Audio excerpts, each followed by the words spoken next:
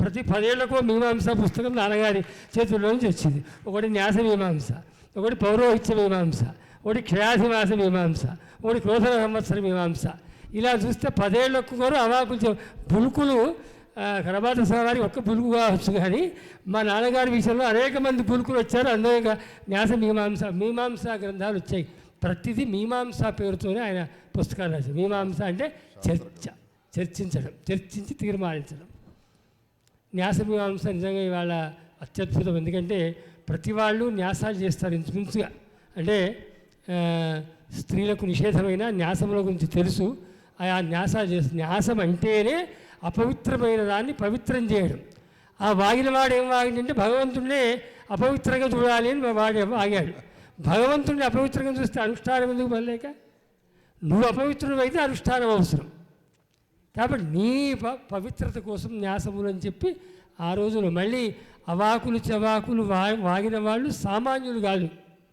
వాళ్ళు గురుస్థానంలో ఉండి కొన్ని వేల మంది శిష్యుల్ని పెట్టుకున్నటువంటి గొప్ప వ్యక్తులు మాట్లాడిన మాటలు వారి శిష్యుల్ని కూడా ఒప్పించడమే కాకుండా ఆ గురుస్థానంలో ఉన్న శృంగేరి జగద్గురువులు కూడా వీరు చూపించిన ప్రమాణాల్ని మరి అంత అద్భుతంగా చెప్పారు. అంటే అది నాన్నగారు శాస్త్రము యందున్నటువంటి నిబద్ధత వల్ల ఆ గ్రంథాలు వచ్చాయి తప్ప మరొకటి కాదు.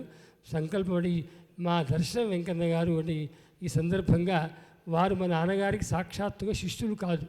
వారు పోని నాన్నగారితో సన్నిహితంగా పెరిగిన వారు కాదు. మా మాణిక్యస్వామి వారు మా గురువుగారు ఉన్నారు. మా గురుగారితో కూడా ఆయన వేదాధ్యయనం చేయాలి, కానీ సన్నిహితంగా మిగిలారు కాబట్టి ఉంది.